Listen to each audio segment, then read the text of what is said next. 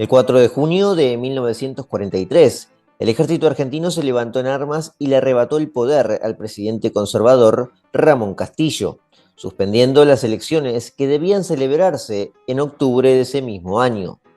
Aquel día, el 4 de junio del 43, históricamente en Argentina, es recordado como el fin de la década infame, un periodo caracterizado por el fraude electoral, pero también por una fuerte inversión en la obra pública, entre otras cosas, tal como vimos aquí en Historiópolis la semana pasada.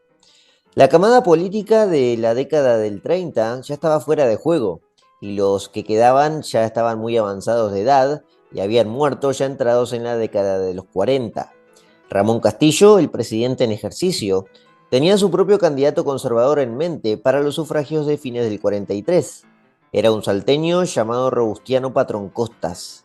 Pero todos solían fraude en aquellos comicios, motivo principal que usaron las Fuerzas Armadas para justificar aquel golpe de Estado.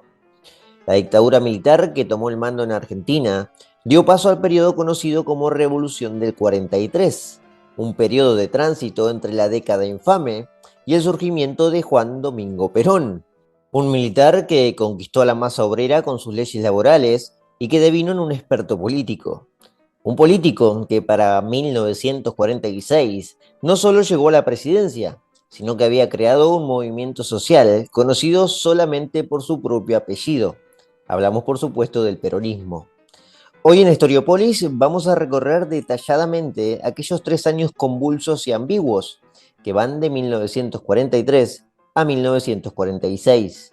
Lo vamos a recorrer junto a Pablo Adrián Vázquez, politólogo, docente, escritor y un verdadero experto en historia argentina.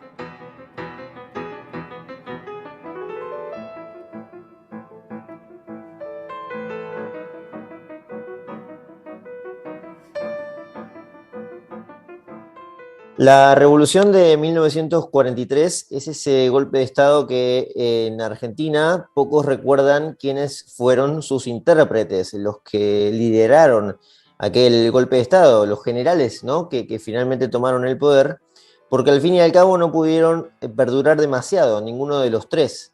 No lograron, bueno, tener la autoridad o el poder necesario, pero sí el golpe fue recordado y es recordado por el inicio del peronismo, por la salida del conservadurismo de los años 30 y la llegada de Perón al poder, en esos 3 años de la revolución del golpe de Estado de 1943. Hoy con Pablo Vázquez vamos a recorrer ese episodio, ese periodo de tiempo en Argentina tan particular, que es corto, pero que no deja de tener una enorme importancia. Este capítulo está enlazado, de hecho, en parte con los 2 capítulos anteriores que hicimos sobre los años 20, los años de Alvear, y los años 30. Son los años de Justo y de la Concordancia. La revolución del 43 es el fin ya de la Concordancia. Y bueno, un nuevo periodo, ya podríamos decir, Pablo, ¿no? Bienvenido, Pablo, ¿cómo estás? Muchas gracias por participar. ¿Qué tal? Muchas gracias por la invitación.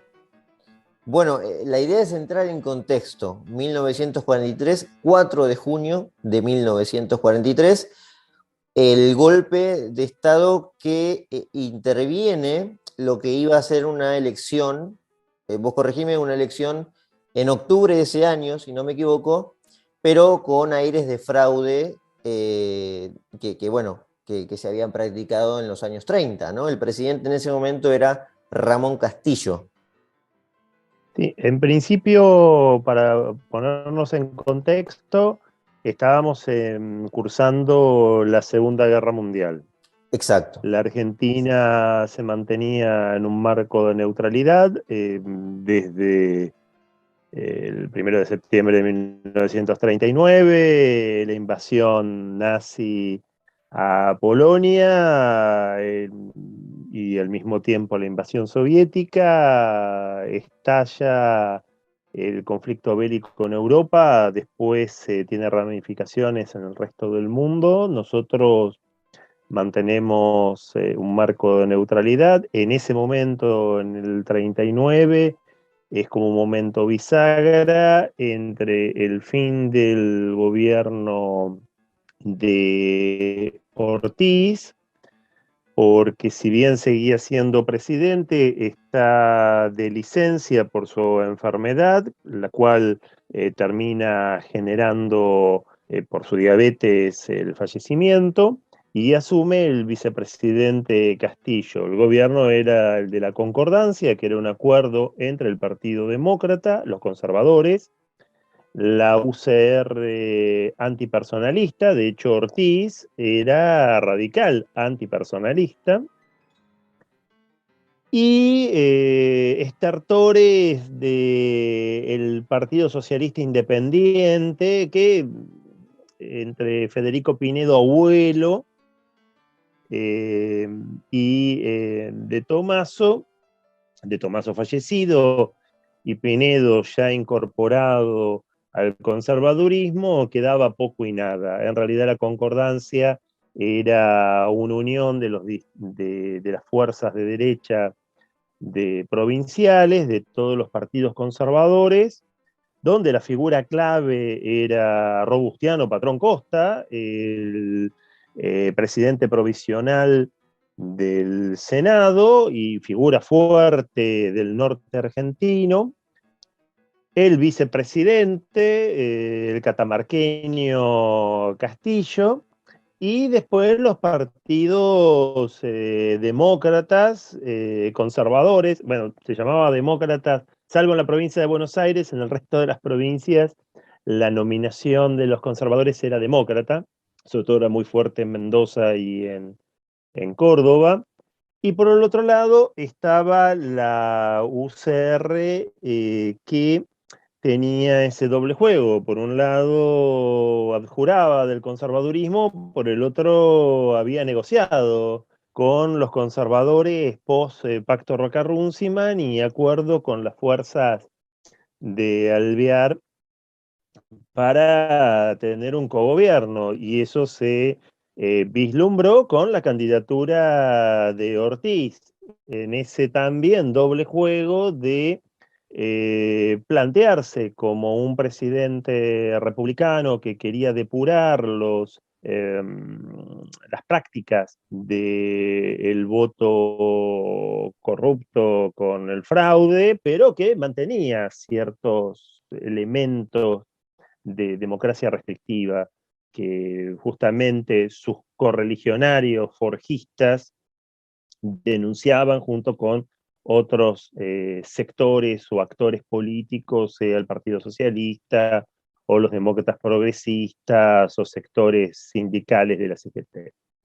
Y el nacionalismo de aquel entonces. Volviendo al hecho, 1939 nos va a encontrar con el estallido de la Segunda Guerra Mundial, ya en ciernes el fin de Ortiz, el inicio de Castillo, y con el desarrollo del gobierno de Castillo para completar el mandato de Ortiz, una figura clave que es Robustiano Patrón Costa, insisto, presidente provisional del Senado, vicepresidente de hecho, y ya la figura que se iba perfilando para ser el próximo no solo candidato a presidente por la concordancia, sino por el peso electoral del conservadurismo unido a algún sector del radicalismo, virtual presidente de la República en ese año 43.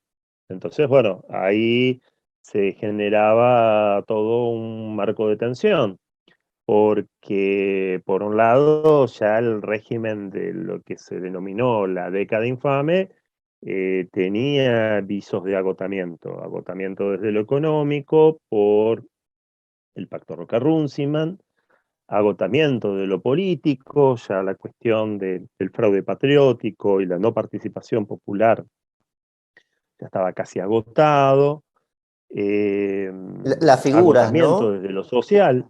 Las ¿Mm? figuras importantes ya habían fallecido, además, ¿no? Tipo, bueno, Eso iba a referenciar, había claro, dos figuras claves radicales. Por un lado, Alvear, el caudillo entre liberal y radical, había fallecido, y por el otro lado, el caudillo militar, que iba a ser el candidato radical, que era Justo, Ujú, ya tenía todo armado, de hecho tenía hasta comités radicales que lo estaban apoyando frente al virtual posicionamiento de Patrón Costa, y también va a fallecer, ¿no? En ujú. ese 43 va a ser bisagra porque se va a encontrar con figuras claves, Alvear y Justo, fuera de la escena política. El Lisandro Latorre, años atrás, ya años antes, se había suicidado. El socialismo, si bien tiene figuras de importancia, pero no de un liderazgo de carácter nacional que pueda concitar una adhesión masiva. Entonces, bueno, se encuentra la Argentina con una clase política que no se había actualizado, y por el otro lado, un sector, sí, más joven, del sector del nacionalismo, del sector de Forja, de la Fuerza de Orientación Radical de la Joven Argentina, sector católico, sector independiente del socialismo, del comunismo, del sindicalismo, o sectores independientes que están visualizando otro proyecto político con visos industrialistas, con contactos con Fuerzas Armadas y sectores productivistas, y falta un liderazgo, pero eso se vería un par de años después.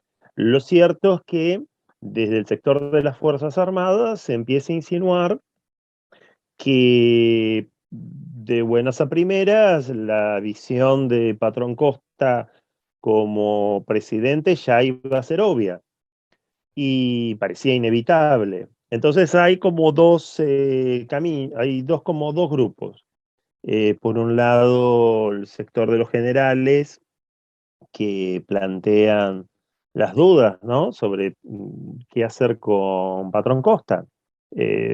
Si acatar, tenían cierta molestia al respecto, y después otro sector que empiezan a plantearse el actuar directamente, y esa actuación va a encontrarse en capitanes, tenientes, coroneles. Y se van a congregar en un grupo que se va a denominar GO.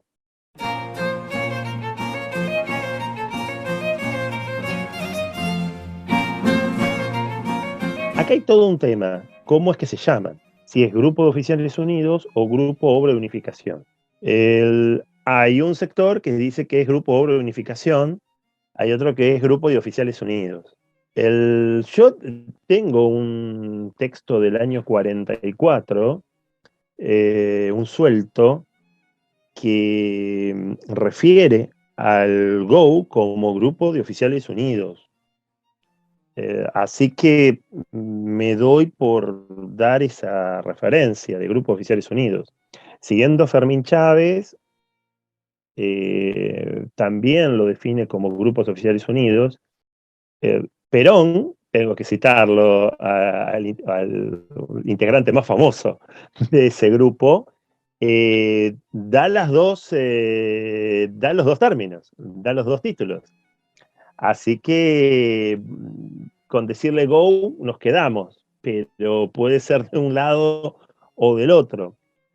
Puede ser de los dos títulos. Lo cierto es que, bueno, ya hay una tradición en el marco de los golpes militares o revoluciones. En ese momento, en el siglo XX, a los golpes militares se les dice revoluciones. En este caso, a diferencia de los años de lo que se llamó la Revolución del 30, del golpe militar del 30, eh, donde ahí sí fue un golpe cívico-militar, la revolución del 4 de junio del 43, a esta nos referimos, fue pura y exclusivamente un hecho militar. No tuvo una participación activa fuerzas civiles. Ujú. Si bien hay una declaración por el lado de Arturo Jaureche, en su texto Forja y la década infame, donde dice que, enterado del hecho, Él salió con 300 boinas blancas, militantes de Forja, a apoyar el hecho. Y por el otro lado, los nacionalistas de la época también refirieron que apoyaron la acción. Pero bueno, la participación fue posterior, inmediatamente posterior puede haber sido, pero no estuvieron en los planes como si en el golpe del 30 sí fueron partícipes los otros partidos contra Irigoyen.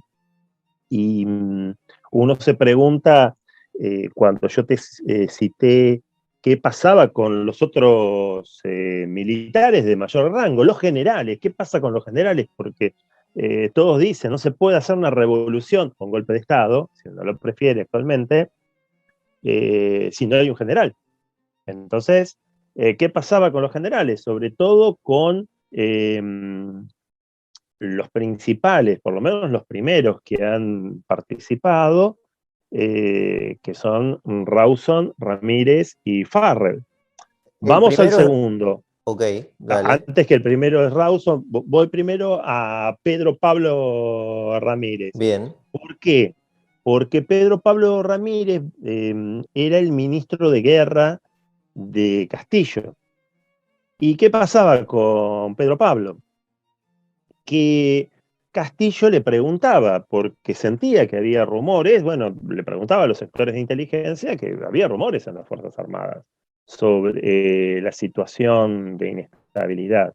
Y Pedro Pablo le decía, quédese tranquilo, no pasa nada.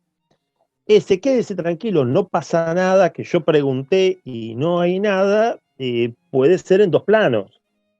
O se hacía el zorro, porque estaba en el golpe, o realmente no le decían nada y era subterráneo el golpe vía el GO. Sí, viendo los periódicos de la época y los archivos, 2, 3 días antes del golpe, o sea, estamos hablando, fue el 4 de junio, entre el 1 y el 3 de junio, fue muy activo tanto el radicalismo como el conservadurismo. En el caso del radicalismo, estuvieron rosqueando, perdónenme el término conurbano, porque soy Loma de Zamora, y peronista, pero son los términos que uso, Está estaban perfecto. rosqueando 4 manos con Ramírez ofreciéndole ser candidato a presidente. O sea, Ramírez renuncia, dice no, porque si dudan de mí, qué sé yo, renuncio, me voy, renuncio. Entonces estaban todos expectantes de Ramírez en los medios, cual si fuese Massa, ahora con si Claro. renunciaba o era candidato a ministro de Economía, estaban todos expectantes y los ex radicales alvearistas, viendo que, bueno, no estaba Alvear, no estaba Justo, y engancharon uno que era militar y estaba ahí, que aparte tenía onda con ellos, podía ser candidato a presidente. Le estaban ofreciendo la candidatura y estaban sondeándolo. Entonces, él renuncia Ujú. y al mismo tiempo le estaban ofreciendo la candidatura a presidente a Pedro Pablo Ramírez. Esto yo señalo, sobre todo hay historiadores que dicen, ojo, se hace el golpe del 4 de junio porque, 2 puntos, hay sectores del radicalismo con el socialismo, comunismo y demás que estaban pensando en un frente popular, como había pasado en Chile, y que sectores del radicalismo con la izquierda no solo se iban a presentar elecciones contra los conservadores, sino que posiblemente iban a ganar. Eso no es tener realidad del detalle histórico de la época, primero porque no tenían la realidad del manejo electoral de los conservadores, y segundo porque el radicalismo estaba rosqueando con Pedro Pablo Ramírez a los 2 días antes del golpe, que quería que él sea el candidato a presidente. A falta de Justo, bueno era un Pedro Pablo Ramírez para acceder al poder. Y en ese mismo día, como si tuviésemos la pantalla dividida en la tele o en la computadora, los conservadores, muy sueltos de cuerpo, estaban haciendo su acto y de hecho estaban queriéndolo lanzar al bueno de Patrón Costa, y de hecho tenía ya el discurso preparado, pobrecito, para ser el precandidato a presidente, que en las instancias donde se vivía la Argentina, la precandidatura del Partido Conservador o del Demócrata Nacional implicaba casi que era el presidente. Entonces, el pobre estaba con el discurso que ya le tocaba ser el presidente. Entonces, el movimiento militar del 4 de junio del 43 fue contrarreloj en las dos alternativas. En la alternativa de no solo cortar la posibilidad de Robustiano Patrón Costa de ser el candidato de los conservadores, sino también de las deliberaciones de los radicales para tomar a Pedro Pablo Ramírez, que era ex ministro de Castillo y que estaban sondeándolo para como reformular la concordancia entre radicales y un sector militar y ver cómo se podía realizar.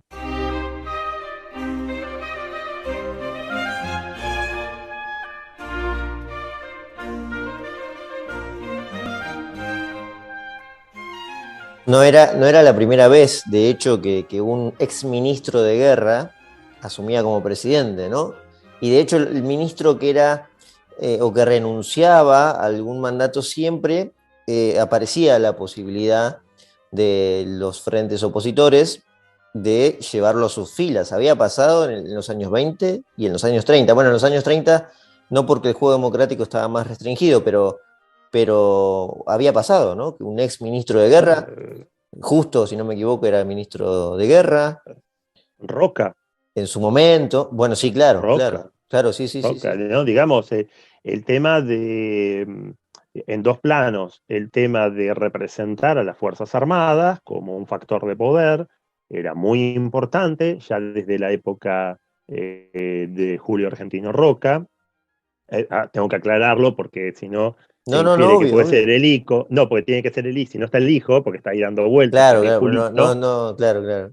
Pero no, claro, Y fue que es vicepresidente. importante porque es el del Partido Conservador, pero de Córdoba. Lógico. Y por el otro lado, lo que implica el radicalismo cortándose con relación a, ¿no? Como que hay una fuerza conservadora de derecha y el radicalismo que se corta buscando otro candidato. Ay, parece que hablo del 2022, 2023, perdón, pero estamos hablando de la década infame, pero en esos momentos Se pasaba repite eso, ¿no? a veces las cosas, No, sí, no, señor. pasa, hay un partido de derecha que tiene candidatos, pero está inhabilitado, un partido radical que no tiene candidatos, pero tiene fuerzas, y un partido muy chiquito que se va diluyendo. Parece casi que hablo con Juntos por el Cambio, pero bueno, más allá de esa descripción, lo que puedo decir es que sí, el golpe de Estado del 4 de junio del 43 lo que va a traer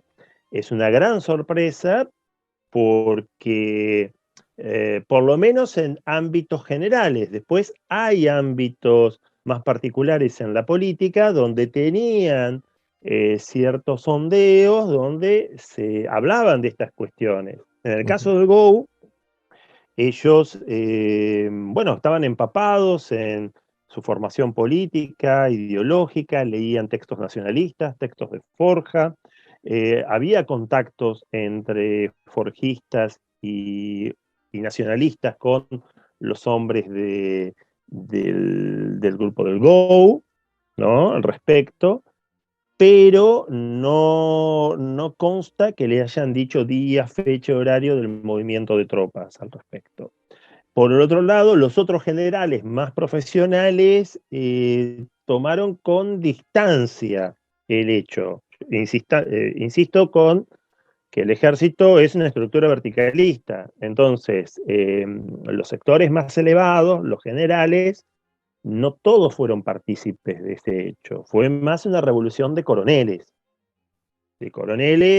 capitanes, tenientes. Necesitaron un general. estaba Rawson.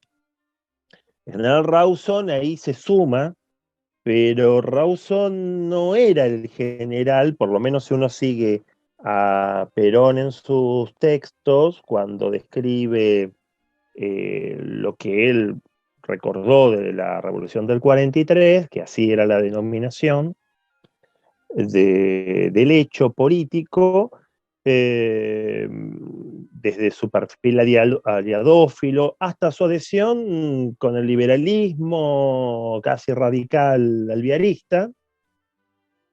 No duró mucho, que digamos, y de hecho concita como ministros a muchos cercanos del antiguo régimen. Entonces no era lo que se pretendía. Por eso duró 13 días nada más. Y el que sí asume es Pedro Pablo Ramírez, en esa doble circunstancia de haber sido ex ministro de guerra y haber también sido sondeado en su momento, puesto en valor por la UCR, aunque en ese sentido no concita tanto a los radicales, sino más bien que se va a recostar con el nacionalismo. Diría que el gobierno de Pedro Pablo Ramírez va a ser absolutamente reivindicado por el nacionalismo católico en su plenitud. Para el nacionalismo católico, los sectores clásicos del revisionismo del nacionalismo, es el gobierno nacionalista por excelencia. Ramírez, Y o es el golpe en Ramírez, general. Es Ramírez. es Ramírez. O sea, no El es ni golpe Rawson ni Farrell, es Ramírez el No, en el representante. caso de, en general es la Revolución del 43, y en particular, o sea, Rawson no, Ok. eh, Farrell algo, pero el que reivindican todos los nacionalistas es sobre todo el periodo de Ramírez. Y eso lo demuestra en su gabinete, de hecho. Por supuesto, Ahí está. porque te diría que el Instituto Rosa se vacía en su plenitud porque casi todos son interventores, funcionarios y Sí, demás. Todo sí, el y con nacionalismo, experiencia previa en la década en el, pasada. por supuesto, sí, casi todos son funcionarios en las provincias como interventores, secretarios, sobre todo embajadores, Ujú. secretarios en la parte de educación y demás. Quizás el más paradigmático, que después va a continuar durante el primer peronismo, va a ser la figura de Martínez Zubiría en la Biblioteca Nacional, quizás intelectual orgánico, Hugo Boss, Hubo voz, ¿no? claro, por supuesto, sí, sí. Lo mismo Olmedo en el Consejo de Educación y otros nacionalistas de renombre, Baldrich, Doll, Sí, sí, sí, claro, claro. Ibarwen, Ibarguren, Ibarburen. todos los que se te Ahora, ocurran están como funcionarios, segundas líneas, sí, ¿no? sí, sí, Segundas, lógico, terceras lógico. líneas, pero ahí se encuentran. De hecho, cuenta en sus memorias José María Rosas, en conversaciones con José María Rosas, al escritor y amigo mío Pablo Hernández, que, bueno, cuando se da la Revolución del 43, estando en Santa Fe con los nacionalistas, intenta negociar, bueno, a ver qué les toca y a ver si pueden estar dentro de la intervención en Santa Fe. Y él había pasado del Partido Demócrata Progresista al nacionalismo, cercano obviamente al Instituto Rosas, y él había fundado el Centro de Estudios Federalistas ahí en Santa Fe. Y le dicen, no, mira, habíamos hablado con un pariente de Martínez Ubría, que justo era de Santa Fe. Bueno, él despotricaba a José María Rosa porque entendía que le tocaba a él o a alguien cercano a él la intervención en Santa Fe. Pero bueno, era eso, o sea, hablaban con los militares y los nacionalistas civiles entendían que de alguna forma les tocaba tener una parte del poder, por lo menos en cargos subalternos al Ujú. respecto. Hasta Eh, que, bueno, van a sucederse determinados hechos que van a tener algún tipo de fricción.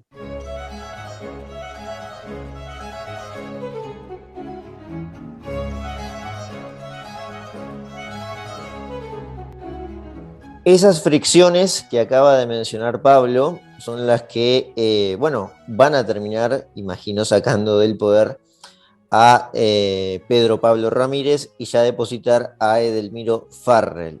Esto ocurre exactamente el 9 de marzo de 1944. Pero en ese periodo de Pedro Pablo Ramírez ya hay un militar que se volvió un poco conocido, que fue Juan Domingo Perón, y que fue un personaje que ya iba a jugar un papel cada vez más importante ya en el gobierno de Farrell. De ahí proviene la caída de Ramírez, Pablo, de las fricciones que mencionabas recién. Ahí se concatena con varios hechos. Primero, el contexto de la Segunda Guerra Mundial, eh, el avance de los aliados. Agrego nota al pie cuando dicen el golpe del 43 es un golpe fascista o nazi, es no entender el contexto de la época, sobre todo cuando en el 43 hay un retroceso de las fuerzas del eje y estaba ahí en ciernes la caída de Mussolini, primero. Segundo, justamente en ese contexto, la Argentina, sobre todo por presión norteamericana, se la obliga a declarar la guerra, cosa que la Argentina no quería hacerla. Sí, el resto de los países latinoamericanos, o casi todos los países latinoamericanos, nosotros por una cuestión de comercio, sobre todo con Inglaterra, que Inglaterra nos pedía mantener la neutralidad para el tema de la compra de carnes, no lo hacíamos, pero por nuestra posición política y regional, la presión era fuerte. Paradojas del destino, Uruguay y Chile, la declaración fue posterior y a ellos no les indicaron que eran nazifascistas, como nos decían a nosotros. Sin embargo, recargaban las tintas sobre eso. Ahora, Lo Pablo, cierto es perdón, que hay, sí, un ítem, porque ahora que volviste un segundo atrás con lo del golpe, con el hecho del 43, hay algo que quizás no queda claro cuando lo miramos en retrospectiva, con ojos del presente, que no es lo correcto, eso está claro, pero sí, ¿cuál fue la validación de ese golpe de Estado? Si uno mira los golpes de Estado que ha tenido Argentina, que han sido varios, pero bueno, es algo general de un contexto regional, y bueno, eso así es como hay que verlo. Ahora, el golpe de 30 había tenido una justificación, o por lo menos un intento de justificación, a eso voy. Había argumentos, había intelectuales detrás, y bueno, se hablaba de, a grandes rasgos, de que había que sacar al tirano, ¿no? Bueno, esa fue más o menos, en líneas muy generales y burdas, el argumento. En este caso, ¿cuál era el argumento? ¿El hecho del fraude específicamente o había más? Yo para no estirarlo mucho, pero quizá la gente se pregunta, ¿viste, Pablo? ¿Cómo se no, justifica cada es golpe de tal cual. Estado? Es eso. No, es tal cual como vos dijiste, había una perpetuación de la década infame en lo que tiene que ver con un sistema de dependencia y con un esquema político de continuo fraude por parte de los conservadores, donde no había como vos decís, no había una acusación contra Irigoyen o la posterior contra Perón del tirano, sino había un sistema caduco donde se sabía que con el fraude iba a ganar el candidato conservador. Entonces ya no había apoyos de los partidos políticos, estaba cerrado y obsturado ese sistema, se habían caído los principales referentes de la oposición por el fallecimiento, Sí, sí. y las Fuerzas Armadas era el único o uno de las pocas instituciones que podía ofrecer, mirándolo en perspectiva en ese momento, algún tipo de solución que era la Claro. solución Sí, armada, una hablándolo en el alternativa. contexto de un momento armado por la Lógico. Segunda Guerra Mundial y todo lo demás, y aparte el contexto regional, también un golpe de Estado en Bolivia. Digamos, no todo golpe de Estado, esto por ahí también, visto con los ojos del siglo XXI y lo que vivimos de la última dictadura, puede sonar terrible, pero no todo golpe de Estado es terrible en cuanto a que es reaccionario, porque hay algunos que, si bien están en un marco de violencia, terminan con acciones de fraude, sobre todo en sistemas donde se imposibilita el voto popular y la expresión de los partidos políticos. Claro. Entonces, la revolución del 4 de junio del 43 entendía que se imposibilitaba, o por lo menos la idea era volver a un marco lógico de república y democracia, obviamente con tensiones porque no era homogéneo, aún dentro del GO, qué es lo que pensaban. Había sectores liberales, sectores más nacionalistas, radicales y demás. Ujú. No de izquierda, por supuesto, en las Fuerzas Armadas, pero sí había contemporizando aliadófilos y neutralistas, que eran las dos tendencias de aquel entonces. En los otros golpes vamos a ver como el que pasó en Bolivia en los 40, tiene hasta sesgos productivistas y de desarrollo y hasta protoperonistas, ¿no? De Rapela y demás, como va a pasar en Perú con Velasco Alvarado en los 70 y demás, a diferencia de otros golpes en otros Lógico, lugares lógico. Sí, sí, sí, al respecto. es correcto marcar la Entonces el golpe diferencia. del 43 no tiene esa connotación. Esto no quiere decir que muchas acciones represivas de algunos sectores militares durante el ejercicio del poder, porque era una dictadura, por supuesto, Ujú. no sea condenable. En ese aspecto, el gobierno de Ramírez va a encontrarse con un problema que es no solo la presión norteamericana, sino de los sectores de oposición con relación a su neutralismo o neutralidad, mejor dicho. Y hay un caso, el caso Helmut, donde por un caso de espionaje de un supuesto espía alemán, se ve obligado a cortar relaciones diplomáticas con el Tercer Reich. Al cortar relaciones diplomáticas con el Tercer Reich, también genera que lo haga con su aliado, que es Japón, siendo solidario con el ataque a Pearl Harbor, que, bueno, nos habíamos atrasado un par de años, desde el 41, Claro. que es lo que le exigía a Estados Unidos desde el momento del ataque japonés. O sea, Italia no hacía falta porque ya condena había caído. esa Italia ya había decisión, caído. claro, además. Pero esa Esa decisión decisión, condena lo de Japón. claro, esa decisión lo deja solo a Ramírez, no solo dentro del GO, sino de los apoyos de los nacionalistas. Ahí está. Y eso lo obliga a tener que renunciar y el que asume es Farrell. Con Farrell, el que va a tener mayor protagonismo va a ser Perón, porque Farrell era el ministro de guerra de Pedro Pablo Ramírez.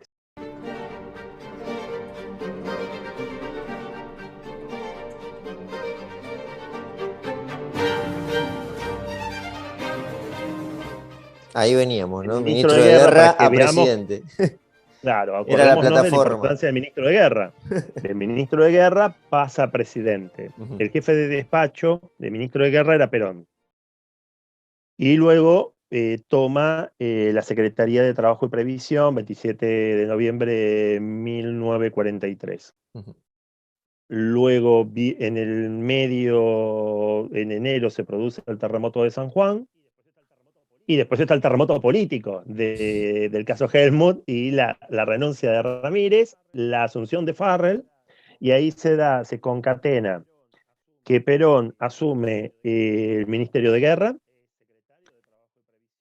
es secretario de Trabajo y Previsión y es vicepresidente de la Nación.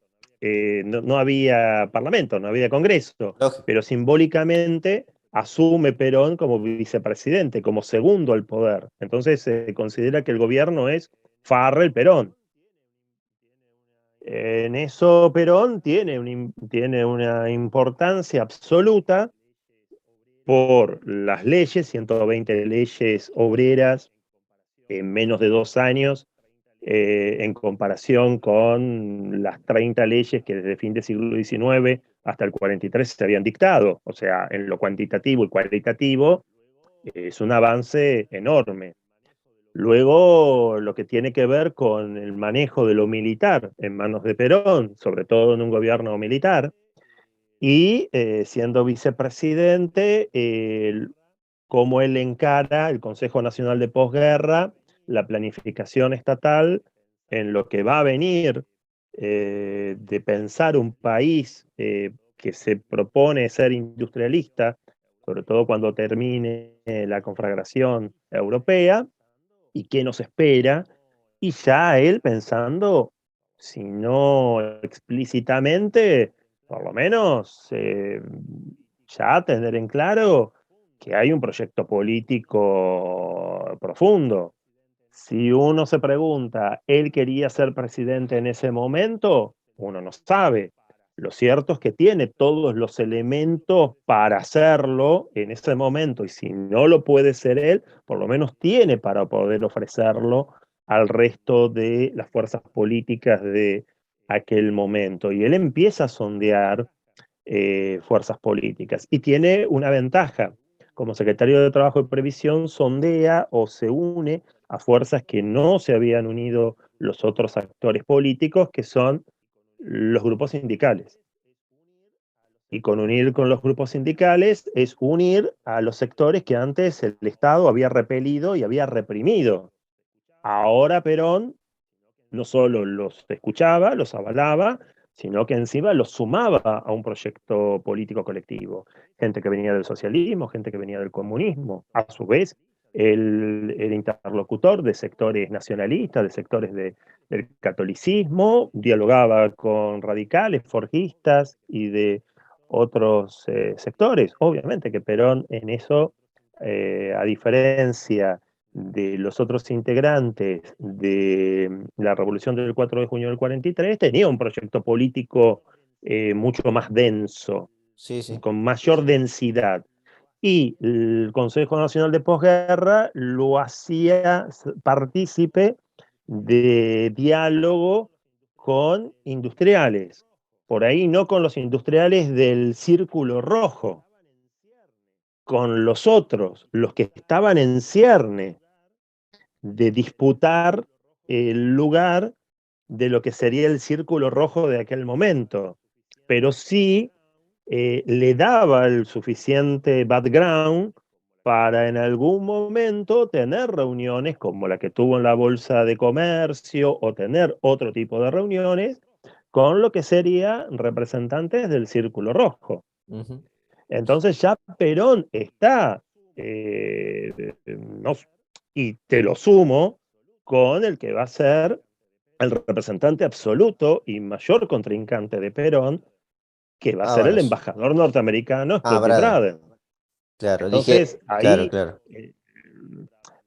no va a ser un mero eslogan Braden o Perón, sino que No, no. va a referir una realidad política ya en el año 45 de un personaje con un proyecto político claro. A uno le puede gustar o no, pero hay una claridad de hacia dónde quiere ir, y una oposición a ese proyecto que no tiene un liderazgo. Es verdad, no hay un liderazgo, no hay una figura, no hay un Alvear, no hay un Justo, no hay alguien que concite, que sea un caudillo de esa oposición, y tiene que tomar prestado, o mejor dicho, Estados Unidos le presta a su embajador Braden, para que lidere, como lo hizo en la marcha por la libertad y la democracia, la oposición contra Perón.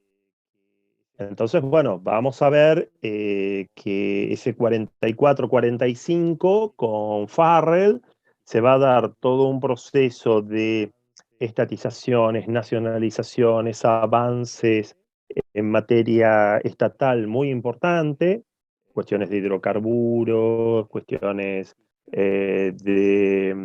energéticas, vialidad, etcétera, preparando el terreno para lo que va a venir post 45, pero no solo por Perón, sino post 45, pensando en el fin de la Segunda Guerra Mundial y lo que la Argentina tenía que proponer en el fin de la guerra, y parece que estamos hablando ahora en Ucrania, Rusia, pero digamos, la Argentina tenía para proponer materia prima en estos momentos y Claro, energía, pero bueno, es eso lo que esto, estaba en ciernes. esto era avalado, ya para ir cerrando, porque estamos ya ahí en el cierre.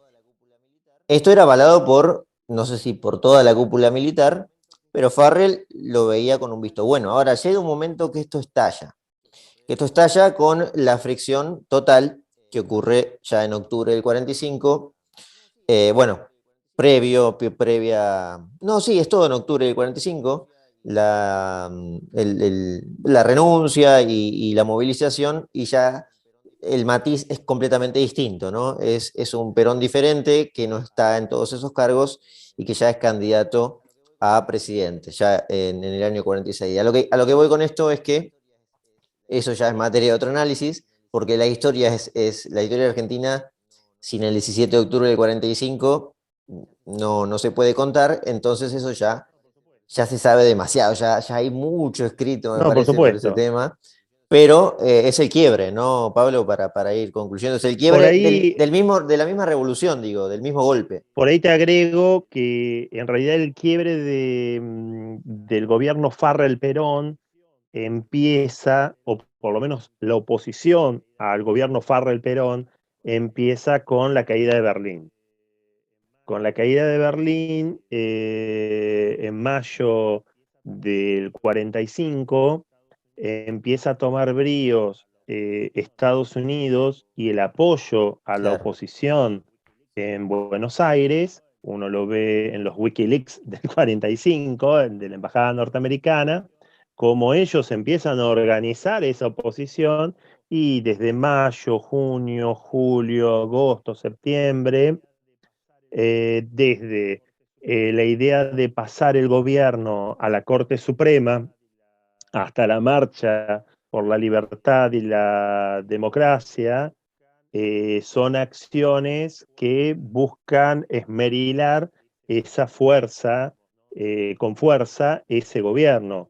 Digamos, lo que pasó en octubre con el pedido de renuncia de Perón es simplemente visibilizar el malestar de un sector de las Fuerzas Armadas, sobre todo de unos que estaban en el GO previamente, que eran camaradas de Perón, que estaban en el GO, que veían mucha la presión eh, de sectores, no solo que estaban con Estados Unidos y con la oposición, sino también de propios camaradas que sentían que para alivianar esa presión, no entendiendo ellos y no vislumbrando que quizás había un nuevo tiempo político que los sectores populares tenían que intervenir, para ellos era más fácil que Perón diese un paso al costado. Y eso fue un error político absoluto, pero eso, bueno, ya lo vemos con el diario del lunes, ¿no? El diario del día siguiente. Pero te diría, insisto, que con el fin de la Segunda Guerra Mundial, desde mayo hasta septiembre, es todo un proceso larvado. Uno lo puede observar en el 45 de Félix Luna.